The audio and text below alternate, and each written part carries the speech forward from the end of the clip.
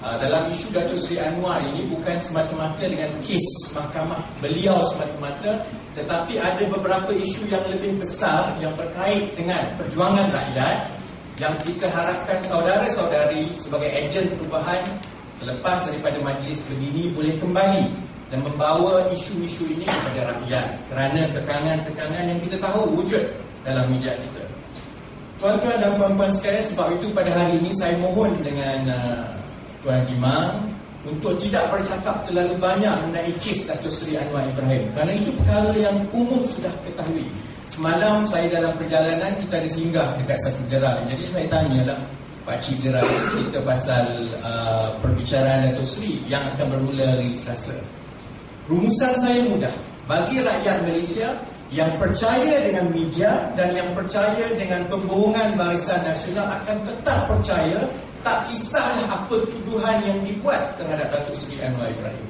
Yang tak percaya, ramai lagi di luar yang tak percaya, seolah-olah perkara ini benda biasa yang tidak akan diambil tahu.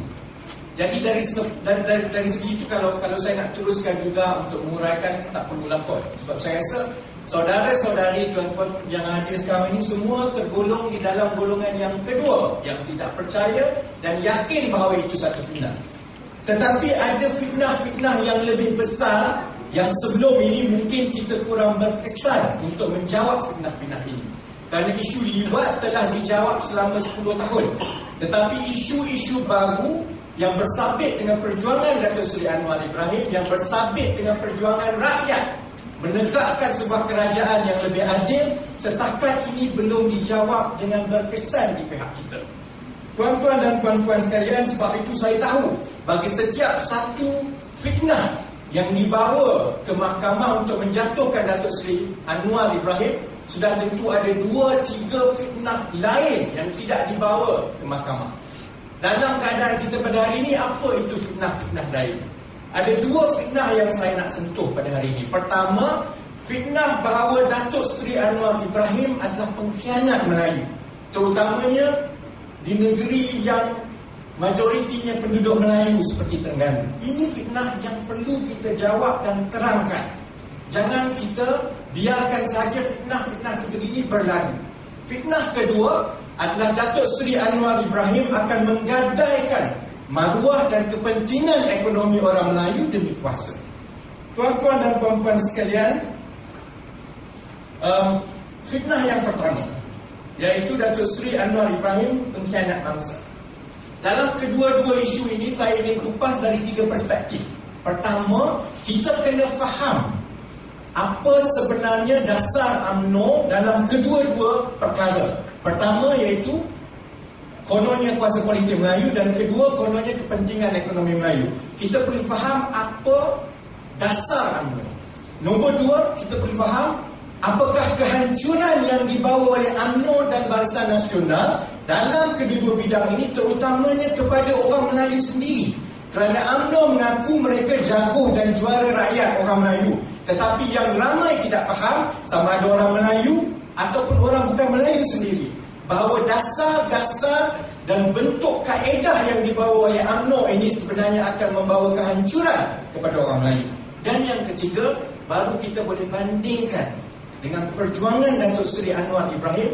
Dan saya harap di akhir sekali tuan-tuan dan puan-puan boleh lihat perbezaan-perbezaan yang nyata, kenapa perjuangan Datuk Seri Anwar Ibrahim akan memartabatkan kembali kuasa pengaruh politik orang Melayu dalam keadaan yang sihat dalam sebuah negara yang pelbagai bangsa. Dan kedua, bagaimana pendekatan, kaedah perjuangan Datuk Seri Anwar Ibrahim dan Pakatan Rakyat sebenarnya jalan yang terbaik untuk memperkuatkan penglibatan ekonomi orang Melayu. Ini 2 perkara yang pada pendapat saya masih belum dijelaskan dan dijawab dengan baik. Tuan-tuan dan puan-puan sekalian, perkara pertama, fitnah pertama, iaitu Datuk Seri Anwar Ibrahim pengkhianat Melayu dengan memperjudikan kuasa politik orang Melayu. Kita perlu mula di awal zaman kemerdekaan. Tuan-tuan dan puan-puan sekalian, Malaysia ini, Persekutuan Tanah Melayu sebelum itu, pada awalnya didasarkan pada landasan yang cukup baik. Negara kita dilandaskan semasa kemerdekaan dalam tahun 1957 pada landasan kedaulatan undang-undang dan keharmonian, iaitu untuk memastikan ada imbangan kuasa politik yang baik di antara orang bukan Melayu dengan Melayu, di antara badan-badan dan cabang-cabang kerajaan. Apa itu cabang-cabang kerajaan? Terdapat 3 cabang kerajaan di negara kita. Yang pertama, kuasa eksekutif. Yang kedua, cabang undang-undang di Parlimen, Dewan Rakyat, Dewan Negara dan juga Dewan Undangan Negeri. Dan yang ketiga, yang sering dilupakan dan yang dipastikan oleh ahli-ahli politik Barisan Nasional untuk dilupakan, iaitu cabang kehakiman. 3 ini adalah cabang kerajaan yang duduk sama rendah, berdiri sama tinggi. Dan hanya dengan konsep sebegitu sahaja, negara kita boleh maju ke depan. Tapi pada tahun 1957, apabila kita mencapai kemerdekaan, landasan yang telah diletakkan adalah landasan yang baik. Kenapa begitu? Kerana orang politik ini, kalau diberikan kuasa tanpa sebarang had, tanpa sebarang, orang kata check and balance, timbang tara, maka mereka akan pastikan kuasa itu digunakan dan digolok sepenuhnya. Tapi kita bernasib baik, kerana dalam 20 tahun pertama negara mencapai kemerdekaan, imbangan tersebut dapat dikekalkan. Kita tengok negeri Terengganu contohnya. Saya tak pasti sama ada tuan-tuan dan puan-puan, terutamanya adik-adik yang baru, faham atau tidak, menghargai atau tidak kedudukan unik Terengganu dalam sejarah politik Malaysia atau tanah Melayu. Yang tua-tua mungkin fahamlah, yang pernah berada di situ. Negeri Terengganu ni dulu memang negeri reformis, kan? Jadi sepatutnya Pakatan Rakyat, PKR di Terengganu lah yang paling kuat dan bertapak. Kerana semangat orang Melayu, selain daripada Kelantan orang tak panggil reformis, sebab dia memang pembangkang daripada dulu. Tapi Terengganu adalah sebuah negeri yang dikaitkan dengan semangat reformis. Kenapa saya kata macam itu? Negeri Terengganu memberi ruang kepada ahli-ahli politik yang pada masa itu idealnya, pandangannya terlampau ke depan. Arwah Datuk On contohnya, di mana beliau selepas dibuang keluar daripada UMNO? Kerusi parlimen mana Datuk On? Bukan di Johor. Bukan di Johor. Datuk On merupakan ahli parlimen di Kuala Terengganu Selatan. Baru-baru ini arwah Allahyarham Tun Fatimah meninggal. Menteri Wanita pertama di Malaysia. Di mana kawasan parlimen arwah Tun Fatimah? Ada yang tahu?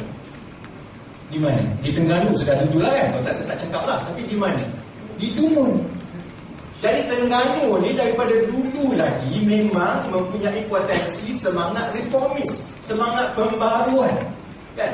Dan perkara ini boleh berlaku kerana dalam masa 20 tahun pertama negara kita mencapai kemerdekaan, landasan dari segi imbangan kuasa cabang-cabang kerajaan itu wujud. Maka ahli politik pada awal 20 tahun pertama negara kita tidaklah tamak, tidaklah zalim seperti yang ada sekarang. Mereka menghormati hak dan kedaulatan undang-undang